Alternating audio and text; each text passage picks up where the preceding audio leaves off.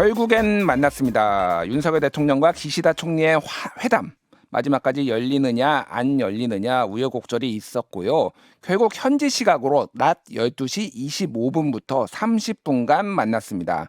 한일 정상이 만난 건 2년 9개월 만인데요. 가장 중요한 건 이 정상회담에서 무엇을 가져오느냐 이거겠죠. 이번 한일 정상회담의 의미 세종대 호사카 유지 교수와 짚어보겠습니다. 교수님 안녕하세요. 네, 안녕하십니까. 예, 일단은 지금 뭐 나토 정상회의에 이어서 두 번째 다자 외교고 또 이제 연속적인 한일 정상회담, 한미 정상회담이 있었는데 전문가로서 보시기에 이번 윤석열 대통령의 외교력 좀 어떻게 평가를 하십니까? 역시 이것은 주변에서 돕는 분들도 있지 않습니까? 예. 그런 분들까지 포함시켰어요. 역시 외교의 원칙을 잘 지키는 것이 그 길을 지키는 길이라고 저는 생각하거든요. 예. 저도 전체 외교를 공부한 사람으로서 예를 들면 외교라는 것은 어떤 정상회담이 이루어진다라는 것을 발표하는 것까지 이거 합의로 인해서 발표하는 것이 외교의 기본입니다. 예. 예, 그러니까 외교라는 것은 합의라는 것은 예. 서로가 합의한 내용을 발표하는 거.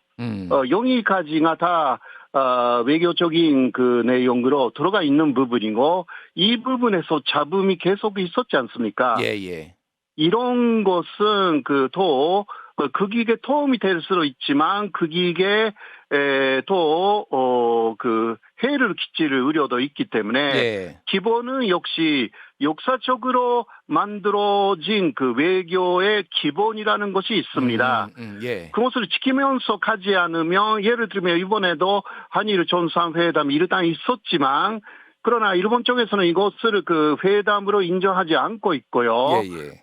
지금까지만 해도 간담 그렇게 이야기하고 회담이 아니라는 입장을 일본은 바꾸지 않고 있습니다. 예, 예. 이쪽은 약식 회담으로 그렇게 발표를 하고 있습니다만은 예. 이러한 부분에서는 사실상 상당히 일치에 가깝게 가는 것이 외교적으로 잘 됐다라고 볼 수가 있는 부분인데 알겠습니다. 예. 이번에는 그런 부분에서 상당히 벗어난 모습들이 많이 나타났다라는 부분에서 일본 쪽에서는 벌써 이것은 전문가들이 말하기 시작한 부분인데요. 일본 쪽의 전문가들인데 이번에는 한국 쪽의 얼굴을 세워줬다. 한국의 얼굴을 세워줬다. 예. 그렇기 때문에 그러면 한국은 뭔가 해줘야 할 것이다. 이런 한국이 뭔가를 그러면은 보상을 이게 뭐가 됐든 대가를 이제 치러야 될 것이다. 뭐 이런 취지인가요? 예, 이것은 변진일이라는 일본의 한반도 전문가 상당히 유명한 사람이 있습니다. 예. 이 사람이 이번에 교도통신에 나온 한일 정상 회담 소식에 댓글로 들어왔습니다.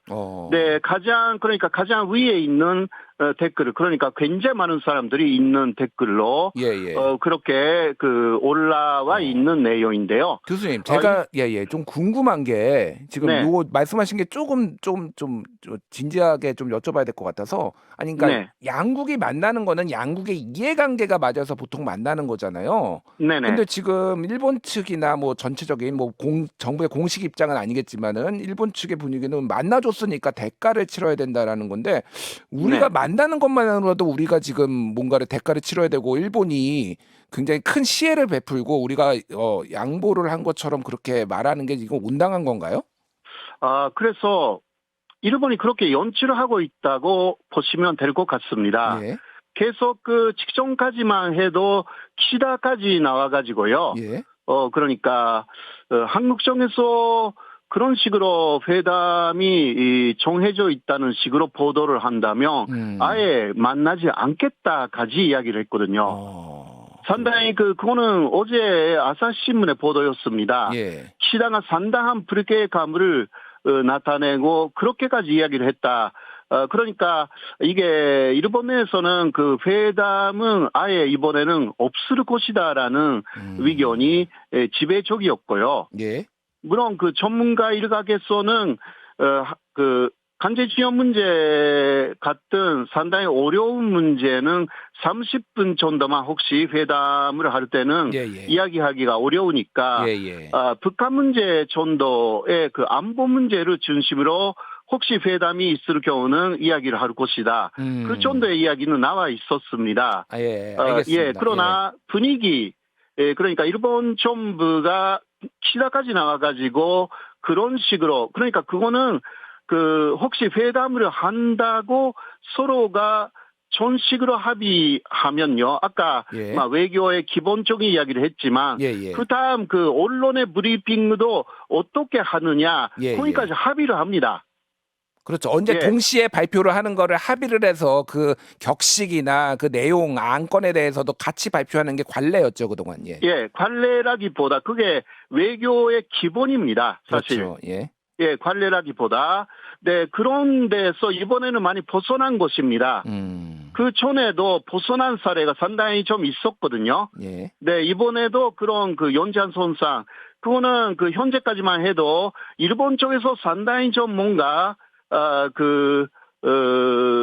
깨를 부리고, 발표를 조금, 동시에 발표하는 약속이었는데, 30분 후에 발표했거나, 예. 그런 것도 있었거든요. 예, 예.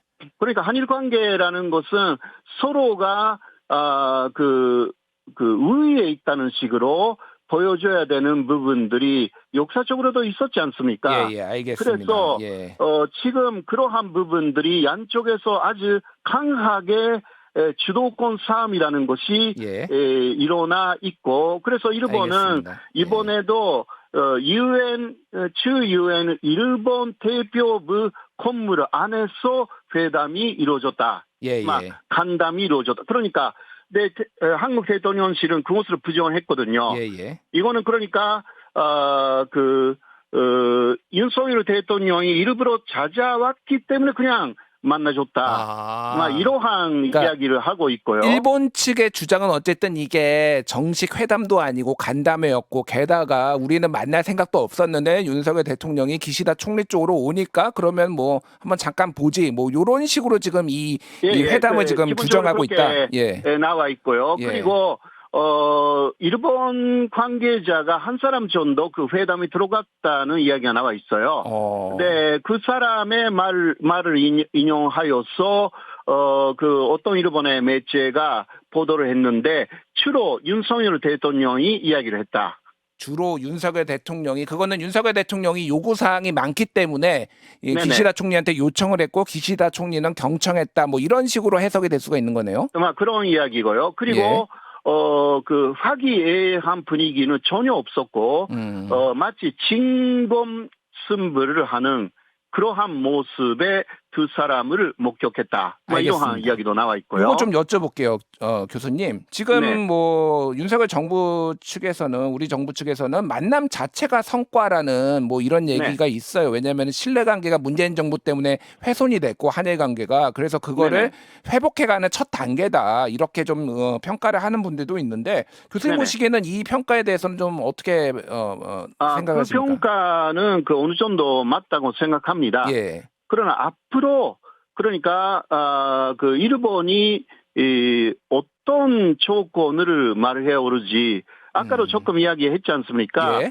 일본의 전문가의 입장에서는 이번에는 그 정상회담을 하자라는 그러한 한국 쪽의 어르그를 좀 세워줬다. 그러면 일본 쪽의 요구, 그러니까 강제징용 문제라든가 지소미아 문제라든가 있지 않습니까? 이런 것을 일본의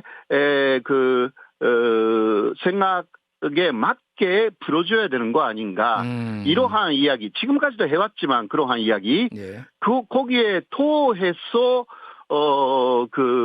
이번에 그러한, 한국에서 필요한 것을, 일단 해드렸기 때문에, 그러면 거기에 보답해야 되는 것이 한국 쪽의 입장이 아닌가. 그래서 이번에 기시다가 30분간 만났다라는 것도 그러한 속셈이 있는 것 같아요.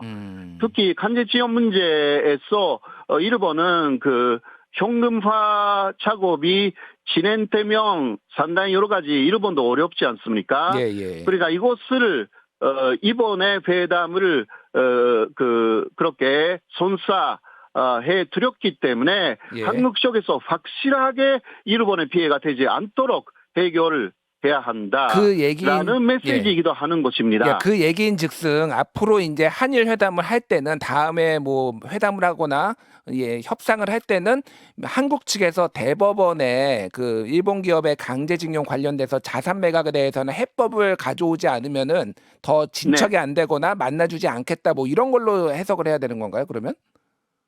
그렇다기보다 앞으로 그 이번의 회담을 계기로 많이 좀 회담 자체는 그렇게 어렵지 않게 성사될 가능성 충분히 있습니다. 회담 자체는 앞으로 성사가 잘 될 거다. 그러나 그 회담 내용이 더 문제죠.